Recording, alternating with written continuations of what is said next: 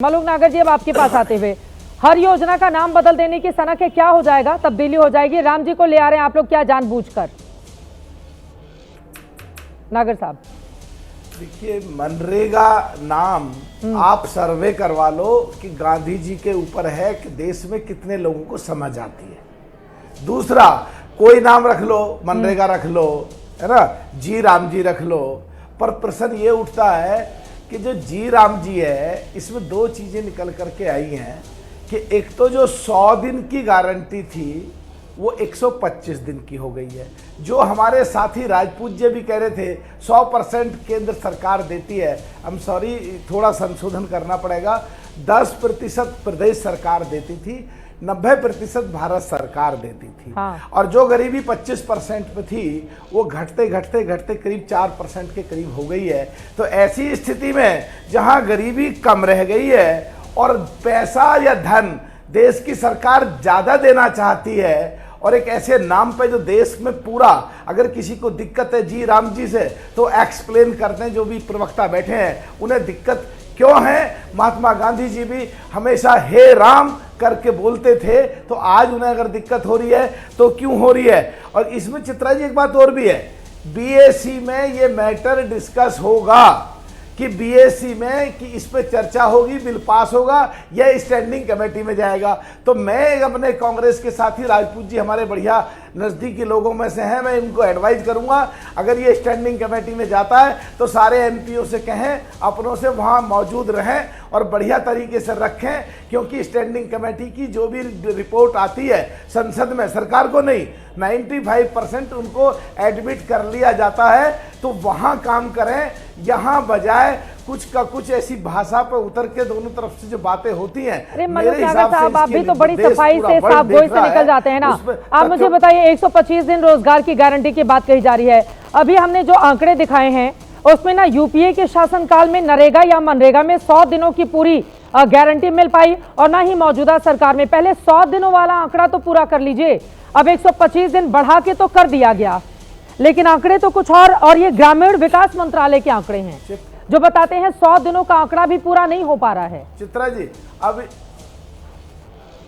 चित्रा जी, हमारे साथी राजपूत जी ने भी कहा आंकड़े वाकड़े बेकार हैं, फिर भी अगर आपके टेलीविजन पे जो चल रहे हैं अगर उन्हें हम देखें तो यूपीए की सरकार से एनडीए की सरकार के आंकड़े बेहतर हैं। हाँ। अगर 100 दिन के बजाय 125 दिन कर दिया जाए तो प्रोपोर्शनेटली प्रो डेटा बेसिस वो ऑटोमेटिक बढ़ जाएगा। उधर गरीबी कम हो रही है, तो देश की सरकार देश के लोगों के बारे में, जनता के बारे में सोच रही है। और जो ये कह रहे हैं कि वे प्रदेश सरकार पे क्यों लोड डाल रहे हैं, जो पिछले दिनों जो दिक्कतें आती थी, सरपंच ने अगर 100 दिन से ज्यादा 100 दिन 104 दिन कर दिया तो सरपंच से रिकवर होता था, कुछ नकली चीजें तैयार कागजात पेश कर दिए जाते थे, अब डायरेक्ट पैसे जाएंगे। गरीबी कम हो रही है, दिन बढ़ रहे हैं, गरीबों को ज्यादा पैसा दिया जा रहा, इसमें इन्हें दिक्कत क्यों है? इस पे भी खिलाफत में खड़े, इस पे भी खिलाफत करने को तैयार है, इसमें भी तर्क कुतर्क ढूंढ रहे हैं। हाँ। इसमें भी उल्टे चल रहे हैं देश। अब देखिए, वो कह रहे हैं कि भ्रष्टाचार में हमने कमी की है, अगर 1 रुपए ऊपर से चल रहा है तो वो किसी बिचौलिए के पास नहीं जाता है, वो सीधे किसानों की झोली में ही जाता है, उनके बैंक अकाउंट में जाता है। और आज ही कृषि मंत्री की ओर से ऐलान किया गया है, ये कहते हुए कि 125 दिन की गारंटी दे रहे हैं, 1,51,000 करोड़ से ज्यादा की राशि का प्रावधान किया गया है।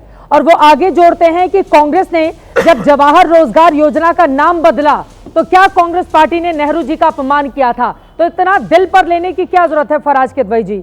और आपको ऐसा भी नजर आ रहा है कि दरअसल ये हिंदू स्कीम के तौर पर आगे बढ़ाना चाहती है बीजेपी जी राम जी का नाम लाकर?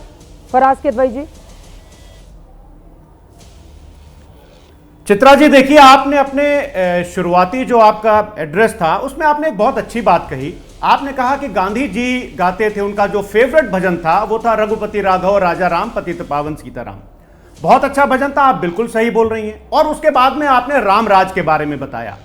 गोस्वामी तुलसीदास जी ने जो राम राज का तस्वुर दिया है वो क्या दिया है? उत्तरकांड में उन्होंने लिखा है ना कि राम राज बैठे त्रिलोका, हर्षित भय गए सब शोका, बैरू ना कर काहू संग कोई, राम प्रताप विषमता खोई। लेकिन उन्होंने क्या किया कि गांधी जी का वही सबसे फेवरेट भजन रघुपति राघव राजा राम पतित पावन सीताराम जब पटना में बजाया जा रहा था तो इनके मंत्री ने उसको रुकवा दिया। और क्यों रुकवाया? क्यों रुकवाया? क्योंकि उसमें अल्लाह का नाम आता था। तो गोस्वामी तुलसीदास जी ने कहा कि बैरू ना कर काहू संग कोई, राम प्रताप विषमता कोई, यानी कि रामचंद्र जी के गद्दी पर बैठते ही आपस में सबके बैर खत्म हो गए, सबकी कुटिलताएं खत्म हो गई। लेकिन क्या भारतीय जनता पार्टी के मन से मैल और कुटिलताएं खत्म हुई? जी नहीं, बिल्कुल नहीं खत्म हुई। मैंने आपको यह एक एग्जाम्पल दे दिया। दूसरी बात मैं आपको बताता हूं कि गांधी जी की जो मदर थी वो प्रणामी संप्रदाय से आती थी। आप पढ़िएगा Gandhi the yes that change the world में रामचंद्र गुहा पेज नंबर 263 पर लिखते हैं कि वो जिस मंदिर में जाती थी उसमें गीता और कुरान की आयतें लिखी होती थी। लेकिन भारतीय जनता पार्टी के नेता, इनके विधायक, प्रधानमंत्री जी से लेकर के इनके मुख्यमंत्री तक कैसे इस देश में किस तरह से नफरत का माहौल फैला रहे हैं, ये सबने देखा। गांधी जी की मां जब थी तो पाकिस्तान अलग नहीं हुआ था ना फराज किदवई जी, तब देश में बंटवारा नहीं हुआ था, देश के हालात नहीं थे, उस समय दंगे नहीं थे, उस समय अंग्रेजों का शासन था। अब गांधी जी की मां पर आप पहुंचेंगे, गांधी जी की मां पर आप पहुंचेंगे तो गांधी जी की मां का दौर एकदम अलग था फराज किदवई जी, आप उसको तुलना ही नहीं कर सकते हैं। आप गांधी जी को ले आइए, समझ उनकी मां को आप लेकर आएंगे, तब तो हालात ही अलग थे ना।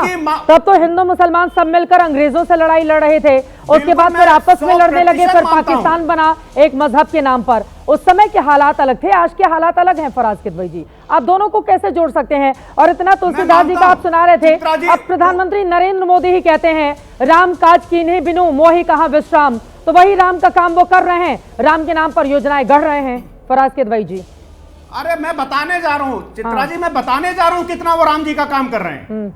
चित्रा जी मैं बताने जा रहा हूं और आपकी बात से मैं 100% सहमत हूं कि गांधी जी और उनकी माता जी का जो टाइम था वो अलग था और 2014 से पहले देश का माहौल अलग था, 2014 के बाद से अलग हो गया। मैं आपकी बात से बिल्कुल सहमत हूं। लेकिन अब जरा मनरेगा पर भी आ जाते हैं।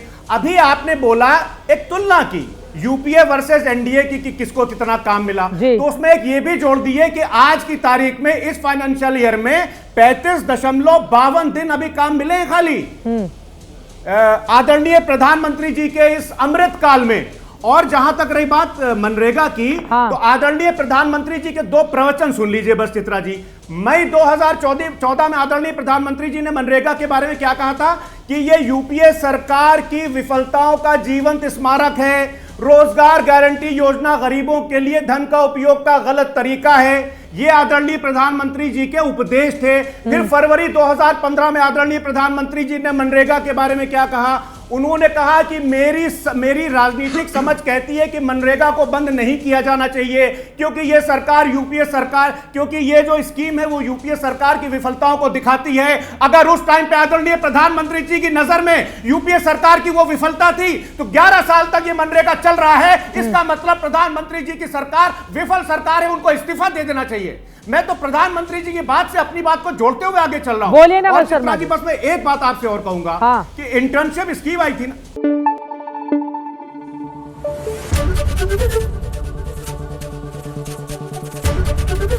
एबीपी न्यूज आपको रखे आगे।